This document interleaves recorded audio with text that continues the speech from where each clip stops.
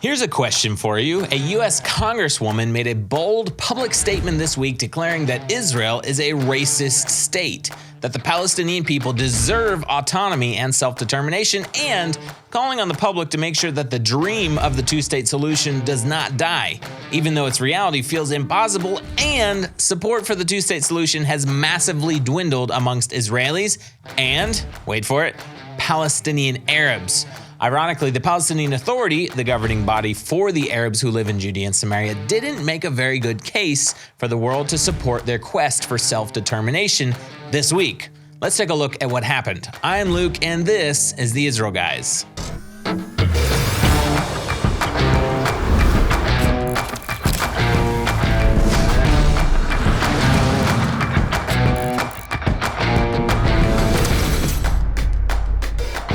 Hello and welcome to the Israel Guys, where we believe that in a world of anti-Israel propaganda and Jew hatred, you should have a direct connection to the land and people of Israel. Guys, hit subscribe, hit that notification bell. Let us know if you're a new subscriber down in the comments below. By the way, you're going to want to stick around for the second half of today's program because Joe Biden finally caved in and extended a begrudging invitation for Bibi Netanyahu, to visit the White House, and the first red heifer has been transported to the ancient site of Shiloh here in Israel. First red heifer in more than 2,000 years. All of that coming up soon. Here's what U.S. Democrat Representative Pramila Jayapal, hope I said her name right, had to say this week. Check out this video. I want you to know that we have been fighting to make it clear that Israel is a racist state, that the Palestinian people deserve self-determination and autonomy, that the dream of a two-state solution is slipping away from us, that it does not even feel possible. It does not even feel possible. So these remarks were made at a conference where members of the audience started shouting that Israel was a racist country. In response, Representative Jayapal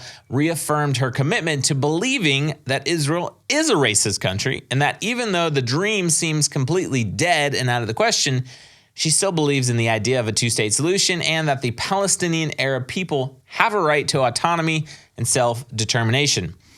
After receiving calls from multiple members of her own party, however, she did apologize for her remarks in a statement released later on and tried to clarify that she just believes Netanyahu's government is racist and not the entire idea of the Jewish state. Probably good for her, because saying that an entire nation is racist and more or less saying like they don't have a right to exist is probably not a good idea for a U.S.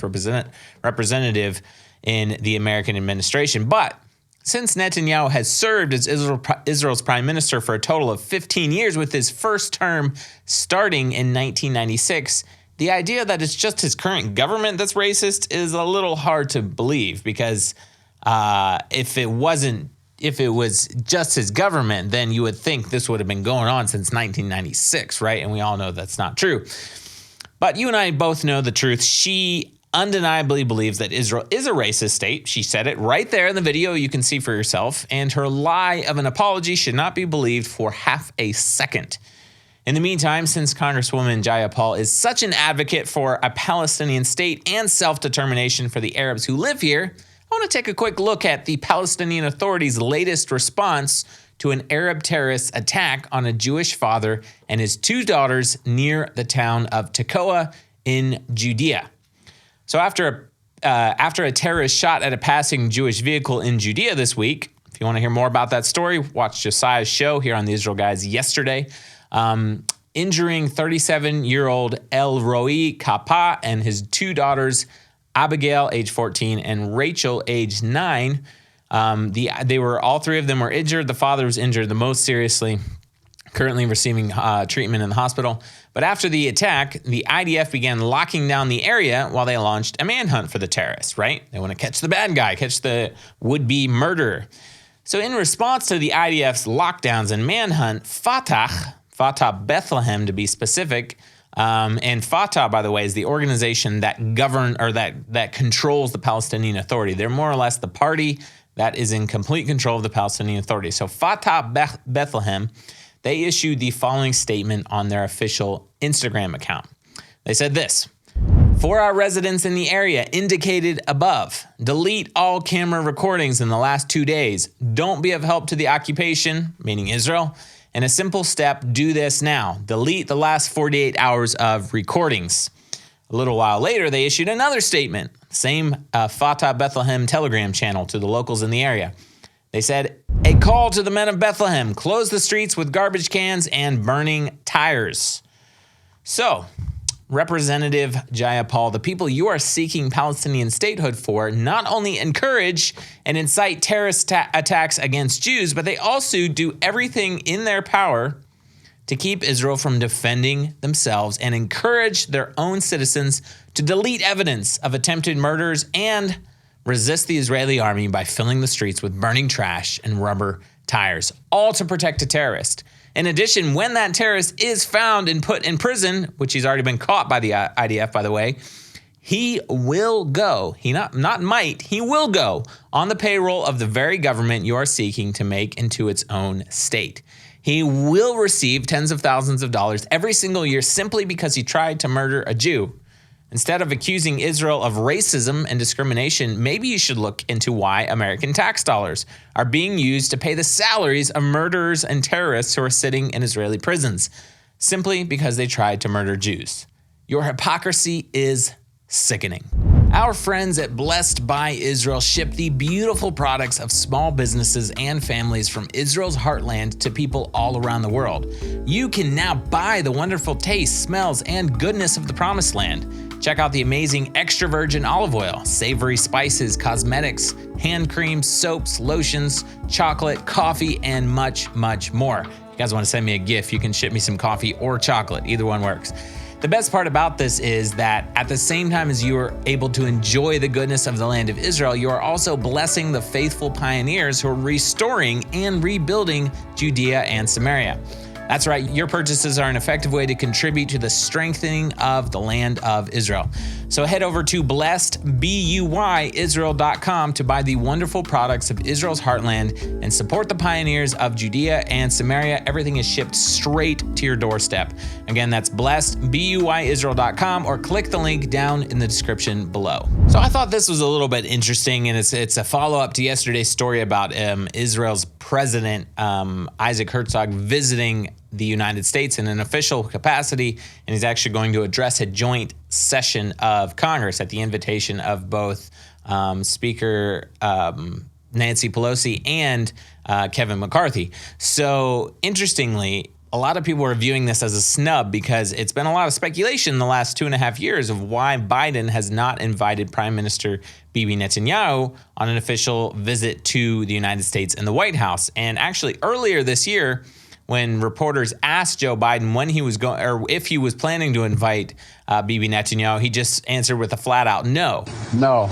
Now, obviously, a lot of people thought, well, maybe it's just he will invite him later on. But President Herzog got invited, which the president of Israel fills a mostly symbolic role, doesn't have an official governing capacity in the government. So President Herzog was invited to the White House, and a lot of people thought, maybe this is a snub against Netanyahu, right? Because there's still no word of him being invited to the White House. So ironically, President Herzog takes off to go to the United States and address the joint session of Congress. And what do you know? Bibi Netanyahu and Joe Biden get on the phone. They have a nice, what the news media is calling a very long, warm conversation, although Biden had a few criticisms to relay to Netanyahu. But in the course of that conversation, he did invite him to come visit the White House. And officials are now saying that the plan should come together for later this year. But during the phone call that the two of them had yesterday, not only did President Biden invite Netanyahu to the White House, but he had a few criticisms and negative things to say to Bibi Netanyahu. And a statement regarding the phone call report said, quote, "The president underscored his ironclad, unwavering commitment to Israel's security and condemned recent acts of terror against Israeli citizens." Good job, President Biden. They too consulted on close coordination to counter Iran, including regular and ongoing joint military exercises. But it goes on to say that, quote, Biden, quote, stressed the need to take measures to maintain the viability of a two-state solution and improve the security situation in the West Bank.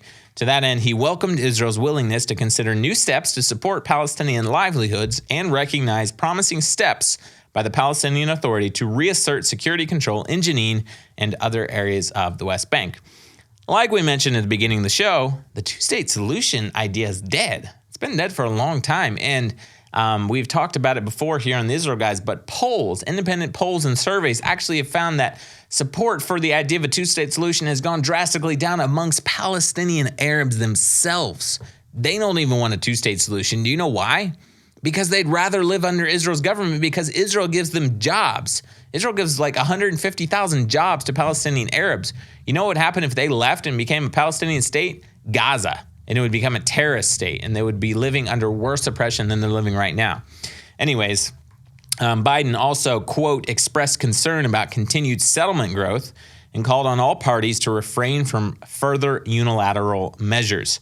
The two leaders agreed to consult with regional partners with the aim of convening a meeting soon in the Aqaba Sharm format as soon as possible. So supposed to get together again to talk about peace talks and maybe refraining from building settlements because somehow building homes for Jews to live in Judea is a massive obstacle to peace and the idea of the dead Palestinian state or the dead two-state solution ever becoming a reality. Biden also was made sure to tell Bibi Netanyahu that they needed to obtain as broad of a consensus as possible before passing any judicial reform bills, something that Israel is actually already doing, and they've already made massive concessions. And guess what? The protests and the riots are continuing because, number one, they're paid. Number two, they were planned before the judicial reform bills were even announced.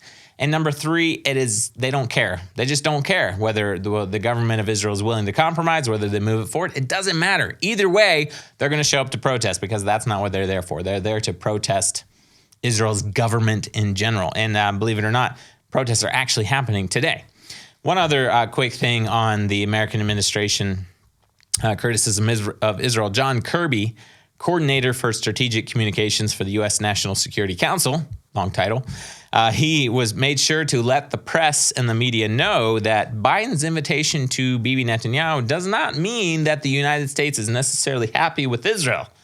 Just like a parent, it makes sure to let everybody, to let people know that they're not necessarily happy with their child. That's the way the United States is treating Israel right now, as a little child, maybe a 2-year-old who has to listen to them and everything they're doing, not as a first world democratic nation who is leading the Middle East and the world in so many areas. John Kirby said, quote, "That doesn't mean that we have less concerns over these judicial reforms or less concerns over the extremist activities and behaviors of some members of the Netanyahu cabinet. Those concerns are still valid. They're disturbing. The president had a chance to reiterate our concerns about all of that in his phone call with the prime minister." So John Kirby said they're still upset with Israel for trying to pass judicial reform that will make Israel more like the United States. Think about that for a second. And they're still concerned about some of the, what they say, extremist activities and behaviors of some members of Netanyahu's cabinet.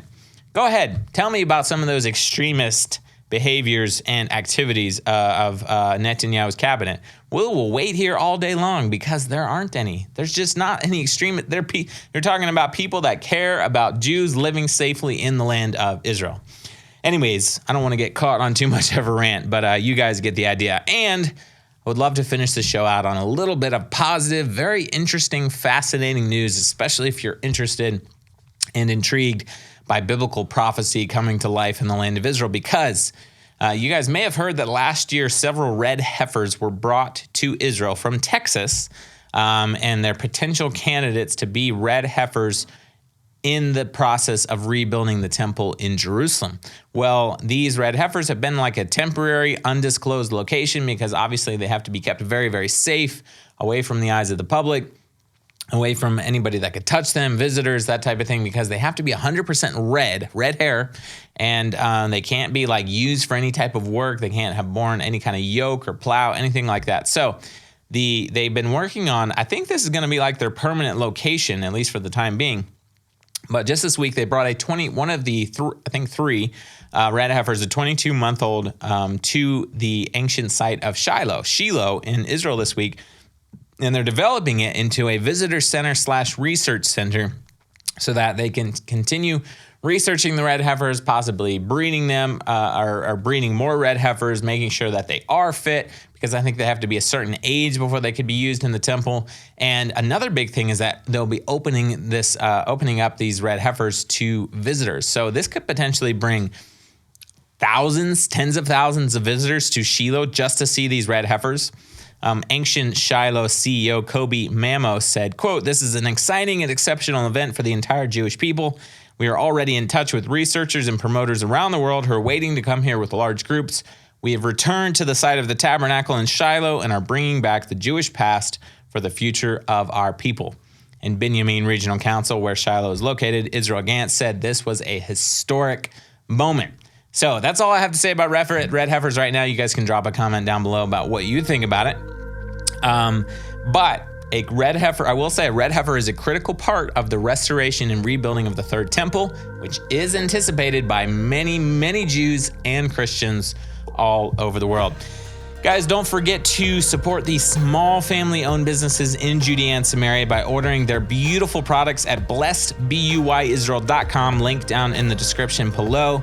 Make sure you subscribe to our YouTube channel, or subscribe wherever you watch or listen on our online platforms, and let me know what you think about this entire show in the comments down below. As always, tune out the fake news and tune into what is actually happening here in the land of Israel. We're here every Monday through Friday with your direct connection to the land and people of Israel.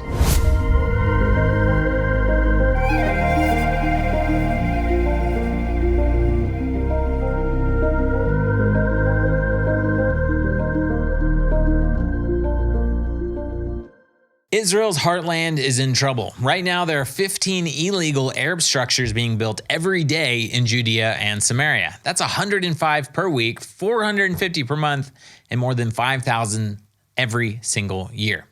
At this moment, there are more than 100,000 illegal Arab houses sitting in Area C, mostly on Israeli state land, taking over Israel's biblical heartland. This illegal secret takeover of Judea and Samaria is well-funded, well-coordinated, and 100% dedicated to creating a terrorist-controlled Palestinian state on Israel's prophetic mountains.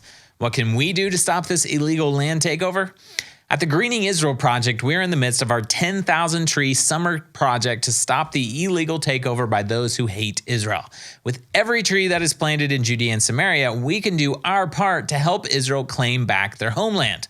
On top of that, planting trees restores the land physically and fulfills biblical prophecy. Help us reach our 10,000 tree campaign goal by July 25th, 2023, and be a part of stopping the enemies of Israel from taking over Israel's biblical heartland. Go to greeningisrael.com or click the link down in the description below.